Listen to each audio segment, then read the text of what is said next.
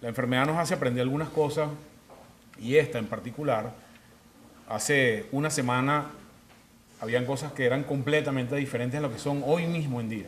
Hemos cambiado nuestro concepto de esta enfermedad prácticamente en horas y eso de alguna manera es un reto para la ciencia al cual nos debemos y tenemos la obligación fundamental de aclarar todos estos aspectos. Yo quiero empezar con una nota lo más jocosa posible porque sé que desde sectores del alto gobierno están conectados y me pareció raro en estos días que en mi Twitter, y un poco tiene que ver con el metamensaje que traigo hoy, me salió este mensaje: el virus de Zika te ha seguido. Me llamó la atención la cosa, ¿no? Me metí, no tenía tantos seguidores, tenía 360 seguidores nada más, pero en todo caso, en el contexto de la Venezuela de hoy, es algo de alguna manera preocupante. Yo debo decir que en la última epidemia, que fue de chikungunya, no fue el Zika el que nos siguió.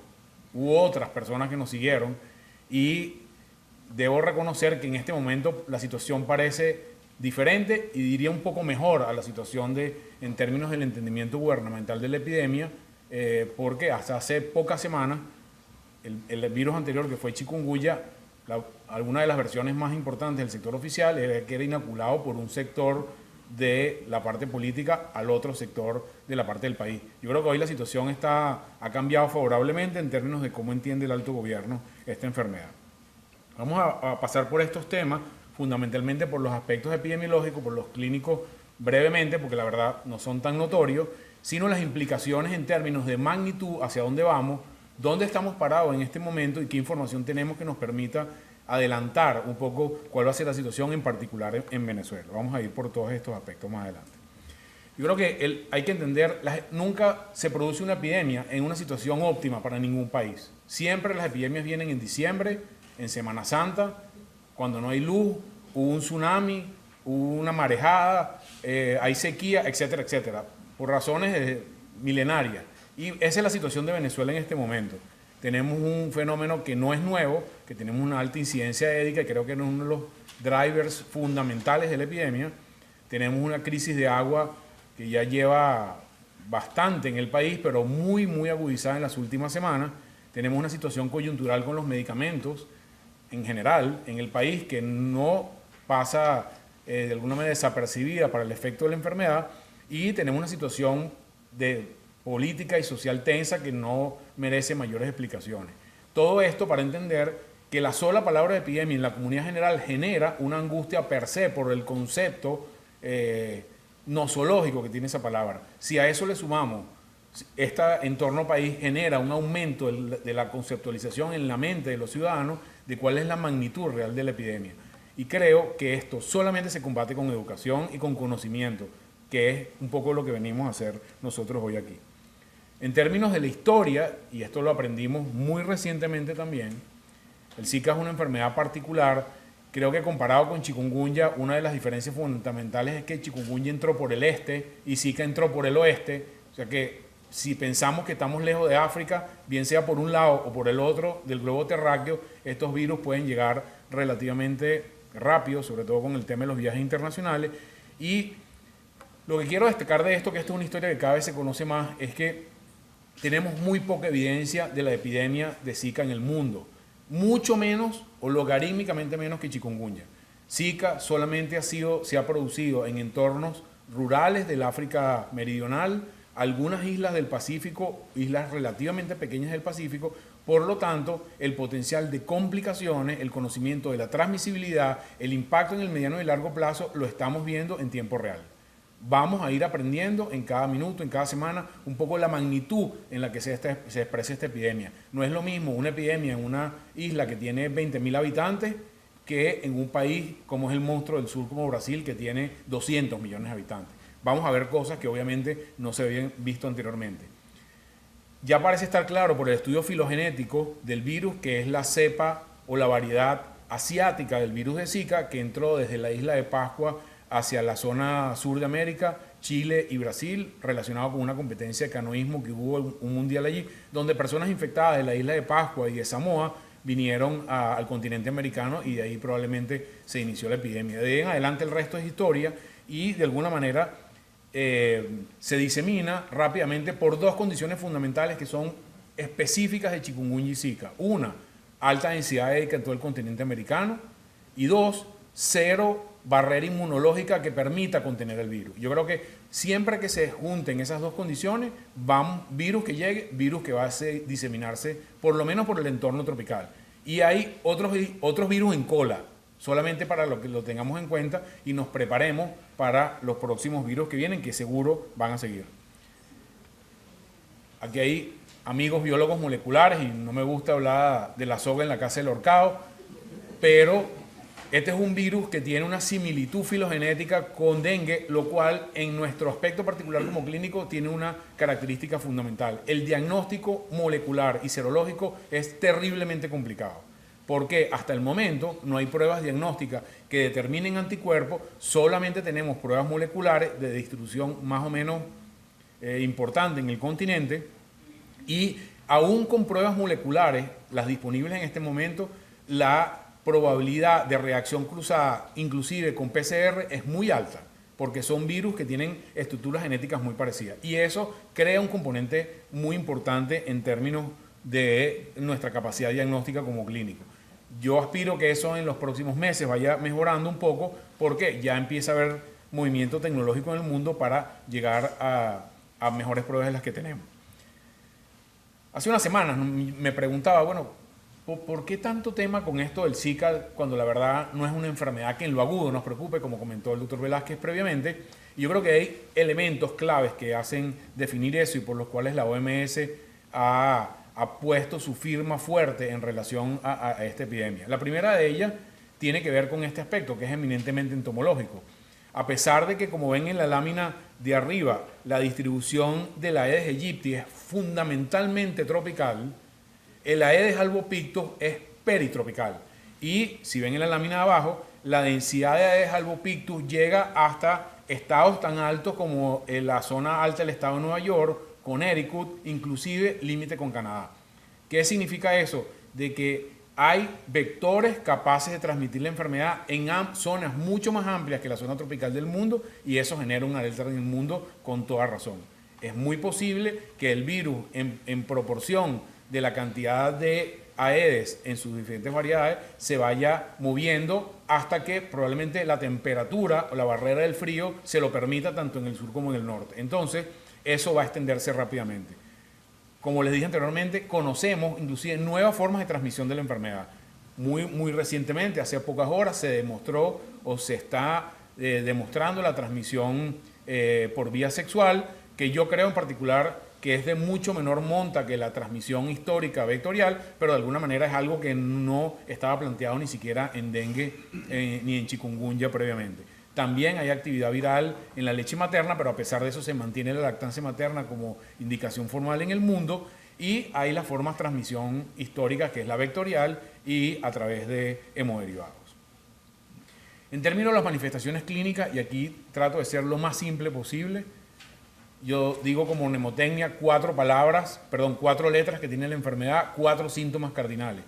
Y hago énfasis en esto porque, debido a la dificultad internacional de tener pruebas relativamente rápidas, lo único que nos queda a los médicos de América es diagnosticar la enfermedad clínicamente. Es imposible en un país como Venezuela, con el virus extendiéndose rápidamente, tener capacidad de los laboratorios de hacer biología molecular en muchos sitios. Eso no va a ser posible. No creo que se justifique ni siquiera desde el punto de vista real en este momento. Lo único que se justifica es hacer monitoreo epidemiológico y algunos grupos de pacientes específicos, por ejemplo embarazadas, pacientes en terapia intensiva, etcétera, etcétera. O sea que vamos a bajarle 2, como decimos aquí en Venezuela, al tema de hacerle prueba a todo el mundo que tenga enfermedad, porque en realidad no se justifica. Y lo que nos queda es anclarnos a las claves clínicas que nos hacen el diagnóstico. Estos 4 síntomas son, vamos a verlos en la próxima lámina, pero uno de los elementos más importantes y por lo cual creo que la connotación de esta enfermedad adquiere la velocidad que adquirió es que solamente 1 de cada 4, 1 de cada 5 pacientes tienen síntomas. La gran mayoría de los pacientes tienen viremia y no tienen ningún síntoma, y eso nos pone un poco a pensar muy profundamente cómo hacemos énfasis sobre las medidas de prevención y el tema de la transmisibilidad, pero sobre este tema vamos a ir más adelante. Este virus, el periodo de incubación es de 2 a 7 días, es relativamente corto, al igual que dengue, y de alguna manera es un poco lo que estábamos acostumbrados con dengue. ¿Qué sabemos hasta ahora en términos de la clínica de esta enfermedad? Como le dije, hay muy poco publicado en la literatura científica internacional y tenemos lo que simplemente ha salido publicado o lo que nos hemos tenido oportunidad de ver en este último mes y medio. En cuanto a la fiebre, es una fiebre mucho más corta que la de dengue. Hago referencia a dengue porque en Venezuela es un tema recurrente y que todo el mundo conoce. Es de mucho menos intensidad, mucho más fácil de manejo que el dengue y no es realmente uno de los grandes problemas. Las mialgias son moderadas, la gente no se siente mal particularmente. Uno de los elementos diagnósticos clave es el prurito. El rash, la eritema y el prurito son particularmente intensos, inclusive disociados con el resto de la enfermedad. Entonces, a veces el gran problema con los pacientes es el manejar el prurito, que puede durar inclusive semanas, inclusive puede reactivarse posterior a exposición solar, semanas tardías después del evento agudo. Y uno de los elementos diagnósticos fundamentales es la conjuntivitis seca, no productiva, pero que no se produce en todos los pacientes. Entonces, con esos elementos yo diría que teniendo al menos 2 o 3 de ellos, la sensibilidad es muy alta en el contexto, al menos en Venezuela en este momento, con un cuadro agudo de que lo más probable es que ese paciente tenga Zika. Una de las publicaciones, probablemente la más importante disponible hasta ahora en New England, de la epidemia en las islas Yap, y aquí solamente para que vean en esta curva cuánto duró en ese momento, desde principios de abril hasta finales de julio. En un elemento contenido, una isla relativamente pequeña con poca población. Fíjense, estamos hablando de semanas importantes o buena parte del año, trimestres, estamos hablando semestres del año. No es una epidemia que dura 4 semanas. Tenemos que prepararnos para algo que va a ser un poco más largo que eso. En cuanto a los síntomas de esta misma publicación de las islas Yap, fíjense que 90% de los pacientes tienen rash o eritema, solamente 65% de los que tienen síntomas tienen fiebre, artralgia 65%, conjuntivitis la mitad de ellos 55% y el resto de los síntomas son de menos proporción. Para un país como Venezuela, donde tenemos en este momento una epidemia activa de dengue, hacer la diferenciación en las primeras 48 horas, si el paciente no tiene tantos síntomas, no es fácil. Probablemente tenemos que esperar un par de días más para ver cómo evolucionan esos pacientes y compararlo con algunas pruebas de laboratorio que apunten hacia dengue para llegar al diagnóstico diferencial de Zika. Como le dije, el síntoma cardinal, esta es una paciente que vimos a finales de diciembre con relativamente poco malestar y ella vino porque pensaba que estaba intoxicada, porque tenía ojo rojo y erupción. Y esto es algo de lo que estamos viendo frecuentemente. En términos de erupciones, hay descritas muchos tipos de enfermedades primarias en la piel, máculas, pápulas, lesiones planas, extensas, el rash generalizado y muy pruriginoso, y este probablemente es uno de los más llamativos. Aquí tenemos una combinación de rash facial con eritema, con conjuntivitis seca, y esto nos lleva un poco al final a la pregunta más epidemiológica que clínica de cuánto durará, cuántos pacientes vamos a ver, cuántos de ellos van a ser complicados y si tenemos los recursos suficientes para manejarlo. No todas las epidemias, aún a pesar de ser por virus similares, producen el mismo impacto en el resto de la población. Esta es la distribución de las islas Yap en términos de la distribución por tasa de los grupos etarios que estuvieron en esas islas. Y es lo mismo que se ha visto en Brasil. Hay una progresión de la tasa de ataque, menos en los niños, más a medida que va aumentando la edad, aumenta la proporción de casos en función de la edad.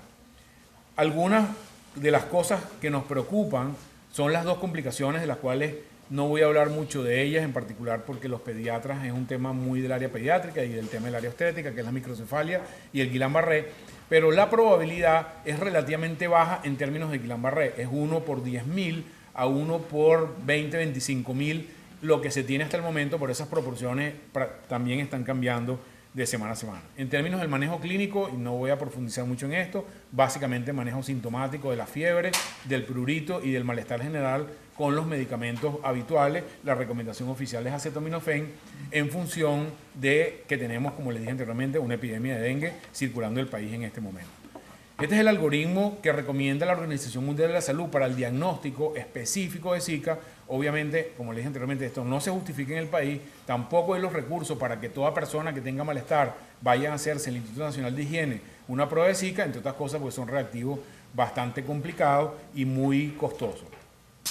Bueno, las dos grandes complicaciones, como le dije, Guillain-Barré y microcefalia, lo vamos a hablar algunos de los que vienen en siguientes en la conferencia. Solamente desde el punto de vista epidemiológico, hasta ayer no había evidencia que conectara el virus directamente con la microcefalia. Desde el punto de vista estrictamente virológico, ya esa evidencia está publicada en el New England, anteayer en la noche, será una publicación con resultados del cerebro, van a profundizar algunos de los que me siguen, pero esa brecha que hasta la semana pasada no teníamos ya está cerrada. Pero esta es la evidencia epidemiológica. Fíjense la tasa de microcefalia comparada por año en la zona del noreste de Brasil, los 4 estados más afectados, fundamentalmente expresa el estado de Pernambuco, que fue el más afectado o ha sido el más afectado hasta ahora. 30 veces la tasa de microcefalia. La evidencia epidemiológica es clara, es contundente, más allá del tema virológico.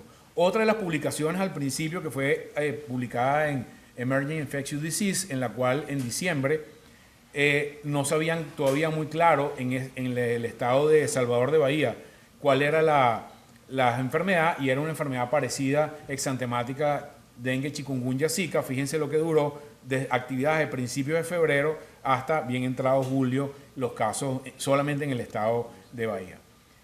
Guillain-Barré, la enfoque estrictamente epidemiológico. Esta es la curva recién publicada por la OMS de la curva de casos semanales de Guillain-Barré. Fíjense, me llamó muchísimo la atención que el mayor pico de Guillain-Barré ellos lo tienen en la 3 de enero, eso hace escasamente un mes, teniendo la epidemia rondando en Brasil ya por lo menos 6 o 7 meses. Vamos a ver complicaciones tardías de la enfermedad, para lo cual debemos estar preparados. Siempre me preguntan esto y hay todo un debate mediático en cuántos casos hay, y esta es una aproximación estrictamente metodológica o numerológica de los casos. En la línea roja está en la curva de casos febriles, datos oficiales del Ministerio de Salud, el máximo de casos febriles para cada semana, y en la línea azul el número de casos reales que hay. La diferencia en términos de la línea azul en función de la línea roja, si usted suma todo ese exceso de casos desde la semana 24 del 2015 hasta la segunda semana de enero, eso suma 412.000 casos en exceso de fiebre que no tienen diagnóstico claro. Si esos 400.000 casos uno pudiera aceptar que hay dengue y le metemos la mitad de los casos de dengue el año pasado, más 50.000 más, y 20.000 o 30.000 casos más de chikungunya, que son las enfermedades virales que pueden tener síntomas clínicos parecidos, todavía tienes 300 y tantos mil casos que no tienen explicación, y eso deben ser Zika casi con toda seguridad. O sea que yo creo que ese es el número sobre el cual nos estamos moviendo en términos de ataque poblacional, y ojo, solamente de los sintomáticos. Ese número hay que multiplicarlo por 3 o por 4 para saber el número total de personas expuestas virémicas en las últimas semanas en el país. Esto con la connotación de la probabilidad de la microcefalia en las mujeres embarazadas, que ya empieza a tomar números bastante más preocupantes de lo que teníamos anteriormente. Utilizando este mismo algoritmo y comparando la curva de chikungunya extrapolada por los casos febriles contra 3 o 4 veces los casos febriles que tenemos de Zika, según los datos comparables del mismo boletín epidemiológico del Ministerio de Salud, tenemos estas dos curvas. Esta sería la curva de chikungunya y esta sería la curva de Zika. Tenemos pendientes similares, y eso quiere decir que la tasa de transmisión o la tasa de retransmisión es más o menos la misma. Eso se llama R sub 0 en epidemiología. Lo segundo es que estamos llegando a una brecha de cerca de 100.000 casos nuevos semanales que deben estar en el país. Y lo tercero, que estamos en lo que se llama la fase 2 o la fase expansiva de la epidemia, donde la capacidad de control de vector es infinitesimal. Solamente en esta fase, y eso son recomendaciones de la OMS, lo que te queda es trabajar con las complicaciones y con mitigación de los casos.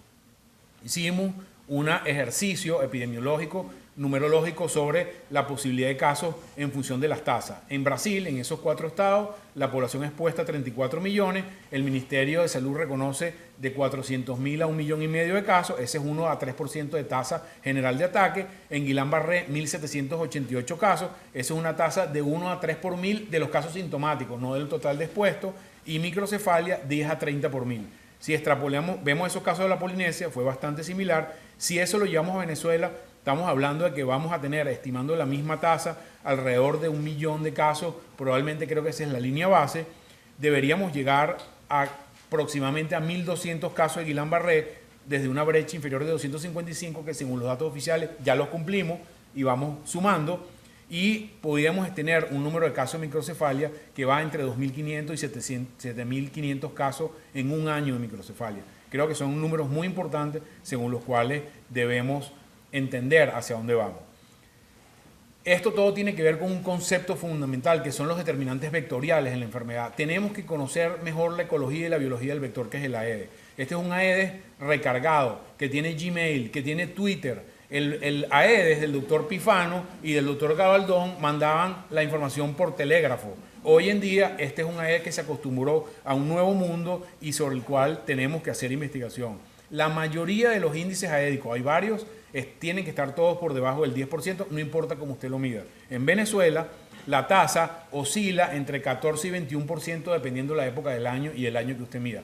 Eso es un logaritmo más que el resto de América Latina. Si no incidimos sobre la incidencia aédica en el país, virus que llegue, virus que se va a extender formalmente. Ya tuvimos una experiencia previa con chikungunya y solamente por el tema del tiempo voy a adelantar un poco. Tiene que ver con cómo los venezolanos entendemos el tema del dengue en Venezuela. El dengue llegó hace 20 y tantos años y nunca se ha ido. Y hasta el momento hemos perdido esa batalla sistemáticamente todos los años.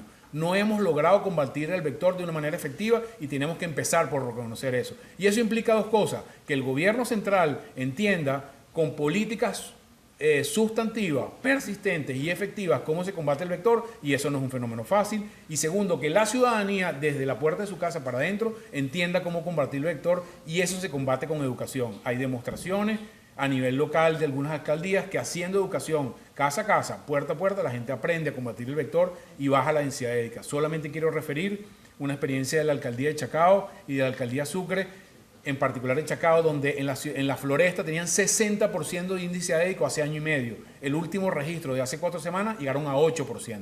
60 a 8 les tardó año y medio bajar la densidad aédica, trabajando casa por casa, toda la semana, fumigando, pero eso requiere planificación, tiempo, estrategia y ciencia. Eso no pasa al azar. Este vector, si no le entramos con tecnología, y la tecnología empieza por aquí, si nosotros convertimos a nuestro celular, que hay más teléfonos celulares, seguro que agua, seguro que medicamentos, todo el mundo en Venezuela tiene un teléfono celular. Si convertimos el celular en una herramienta de medir densidad aédica y ya algunas experiencias en relación a ello, podemos georreferenciar los casos, podemos georreferenciar los AEDES, tenemos unas campañas mucho más efectivas de combatir la epidemia y creo que en eso deberíamos estar pensando. Hay algunas otras cosas tecnológicas, ovitrampas, recursos comunitarios para entender y para manejar la epidemia, algunos ejemplos de esto. No quiero terminar sin compartir con ustedes una data que tenía mucho tiempo buscando en base a la historia de dengue, porque entender dengue nos va a hacer entender las otras enfermedades. Este es un reporte de Margaret Chan publicado hace algunos meses, que son las tasas del enfoque de dengue en el mundo hoy en día. Esta es la tasa acumulada promedio de los últimos 10 años de los 10 países con más casos totales en los últimos 10 años en el mundo. Estos son los 10 peores de dengue. Y esta está la tasa, y aquí veo un patrón claro, el patrón de América Latina, donde Venezuela es la tercera peor tasa acumulada en los 10 años en el mundo de dengue, solamente superado por Brasil por muy poquito y por Honduras. Y vemos un patrón asiático con una tasa mucho menor, a pesar de tener igual gran cantidad de casos, una tasa 4 o 6 veces menor. Algo están haciendo los asiáticos que no estamos haciendo nosotros en el control del vector, y eso es algo sobre lo que tenemos que pensar. Cuando comparamos esto por Producto Interno Bruto, porque es la excusa de que algunos países somos más pobres que otros, de los mismos 10 peores en dengue, en las barras de abajo tenemos los países que no son pobres. Venezuela es el menos pobre de todos, o es el más rico, en base a su Producto Interno Bruto. Entonces, siendo un país relativamente con un ingreso mucho mayor o 20 mayor veces que el de Vietnam o que el de Honduras, tenemos tasas que las triplican o las cuatriplican, que es la gráfica que tenemos en la arriba. La única excepción es Honduras, que siendo un país pobre, y tú puedes explicar la alta tasa porque es un país pobre, pero todos estos países que están aquí, Venezuela, Brasil, Malasia y México, tienen productos internos brutos por encima del promedio de la región, pero a pesar de eso siguen teniendo tasas, como les dije, 3, 4 y 5 veces mayor Que el peor de los 10, que es Indonesia, de los 10 peores de América Latina, ni hablar comparado con otros países. Pero creo que esto es un elemento para la reflexión. Este gráfico mide el impacto en carga de tasa de esos 10 peores. Sumen la proporción de tamaño entre Venezuela, Honduras y Brasil y tenemos el 75% de la carga de todos los casos de dengue en los últimos 10 años en 3 países de América Latina. Y eso es brutal. Y fíjense solamente el tamaño que representa Venezuela de ese tapiz que yo llamo el tapiz maligno del dengue. Uno de los grandes problemas, y esto es algo sobre lo cual hemos reflexionado mucho, solamente los casos clínicos están en la punta del iceberg. Y este es nuestro nivel de visibilidad clínica. Y la transmisión no tiene que ver nada con eso. La transmisión tiene que ver con lo que está abajo. 3 o 4 veces de los pacientes que tienen virus no tienen síntomas y también transmiten y también tienen contacto con mujeres embarazadas. Por lo tanto, nuestro escenario de transmisibilidad es mucho más grande de lo que nosotros estamos percibiendo. Hay una relación importantísima entre la densidad édica y la seroprevalencia, que es una brecha que permite que la enfermedad se transmita más o se transmita menos, que es la barda de la garrocha. Si tenemos una barda de garrocha alta, que es como pasa en Venezuela, con una seroprevalencia alta por la alta tasa histórica, tú necesitas una densidad édica extremadamente alta para poder pasar por encima de esa barrera. ¿Qué pasa? En Zika la barrera es bajita porque no tenemos inmunoprevalencia y si tienes una densidad vectorial extremadamente alta, vas a tener una epidemia larga, contundente y persistente. Y eso es lo que va a pasar en Venezuela. No hay forma de que con la densidad édica extremadamente alta que tenemos y una barrera inmunológica baja vayamos a combatir a la epidemia relativamente rápido. Hemos hecho algunas cosas, ya los he mostrado antes, pero esto lo busqué esta mañana. Tenemos un algoritmo matemático a través de Google Trends para monitorizar la epidemia porque el boletín epidemiológico sigue sin publicarse. Espero que salga pronto, la verdad es un deseo. Fíjense la magnitud de la epidemia de chikungunya, fíjense la epidemia de la magnitud de Zika por dónde va. Y esto hemos demostrado que hay una correlación directa con el número de casos a través del algoritmo de Google Trends. Entonces, tenemos una epidemia que se está extendiendo masivamente por el país en términos de la cantidad de casos y el impacto que ella produce. Esto solamente es posible combatirlo si pegas estos 4 tanques que están abajo, que son diagnóstico y manejo, vigilancia integral y preparación para la epidemia, control sostenible del vector, investigaciones en vacunas y investigación básica y ciencia. Si tú no pegas esas cuatro coordenadas, vamos a seguir teniendo dengue históricamente y es una labor central tanto del ente científico que somos nosotros como del ente gubernamental. Detrás de esto siempre hay un fenómeno económico. Esta enfermedad cuesta dinero y es lo que llamamos hoy la carga monetaria de enfermedad. Pero a la vez de eso, hace perderle dinero a mucha gente. Este gráfico, que es de Economist de la semana pasada, mide el número de personas en Brasil que van a viajar al resto de los países en el próximo año con potencial de transmisión de Zika a otros países. Es brutal. Son millones de personas viajando hacia Brasil o desde Brasil. Y eso, de alguna manera, compromete la situación. Esta misma gráfica es en billones de dólares del impacto que produce ese movimiento humano en el próximo año en América solamente. En conclusión, tenemos un virus con muy alta capacidad de transmisión, poca potencialidad de letalidad aguda, una enfermedad banal en la fase aguda, un alto porcentaje asintomático, unas consecuencias muy importantes a largo plazo y un problema de diagnóstico diferencial complejo que no es fácil de atender. Muchas gracias.